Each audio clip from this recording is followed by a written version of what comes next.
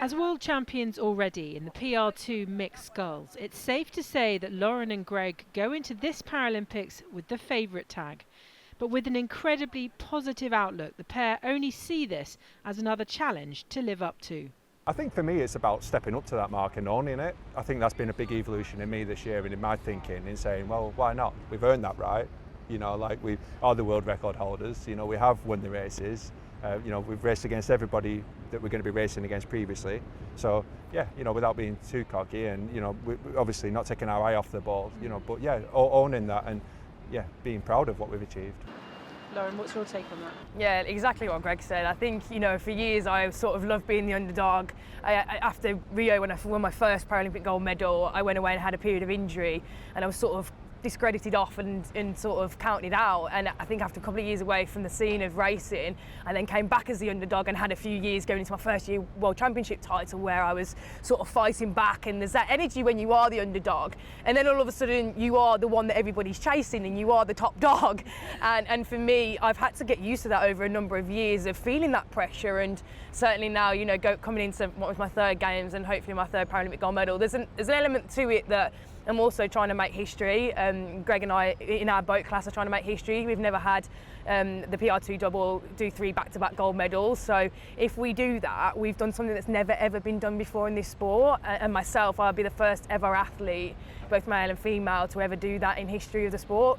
And to be able to, I guess, have the opportunity presented in front of you, I just see as such an incredible thing that I'm at this point in my career to be able to do that. But for me, you've got to rise to that opportunity, and I think that exactly what Gregg says, like, we turn up every day, rise to the opportunity, and we hopefully will go out and deliver in Paris. This shared vision is just one of the many attributes that makes this pairing successful.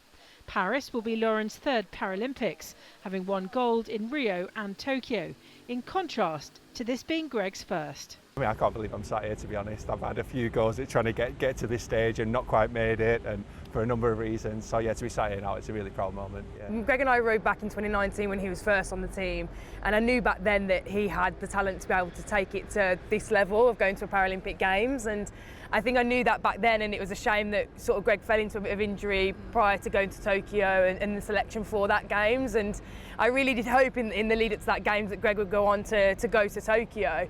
You know, but these things happen, you know, sport, injuries, these things happen, but I always thought in the back of my head, would he ever come back around to it? And I hoped he would, because, like I say, he's tall, but it's not only that, it's the values that Gregg has got, really, and I think, you know, that he works incredibly hard. He works harder than anybody else I probably know on this team, myself included, you know, mixing, being up north with the boys and Mel, his wife and the boys, and coming down south to train with me. You know, he sacrifices absolutely everything to do this, and, you know, he comes down, he never moans about it, and I think that for me was just all of the qualities you need in somebody that's going to be able to take it to this level. Is somebody that shows up day after day, and yeah, I think I wasn't surprised at all when I called up Gregg and said, will you come back and do it? I knew he'd be stupid enough to say yes to me, but also have the qualities to take it to a gold medal. And I always said if I was going to do a third Games, I'd never do any less than trying to win another gold medal. I knew only one person could do that, and it was this guy. Lauren talks a lot about Gregg's work ethic, something that was potentially moulded in the military. Where do you think those qualities come from? Do you think it's you? Do you think it's being a commando? Do you think it's that military experience as well? The qualities that Lauren talked about, the training, you know, doubly hard. Do you think that's part of it as well? Yeah, and I think it's a mix of all those things, you know, sprinkled with a bit of childhood ADHD as well. And but yeah, it is. I think it's just being driven, and you know, like obviously me and Lauren really have an affinity with that. We really just try and set out every day to, you know, bring our best and, you know, work hard, and there's a nice vibe when we're working hard, and I think that's what's got us to this stage.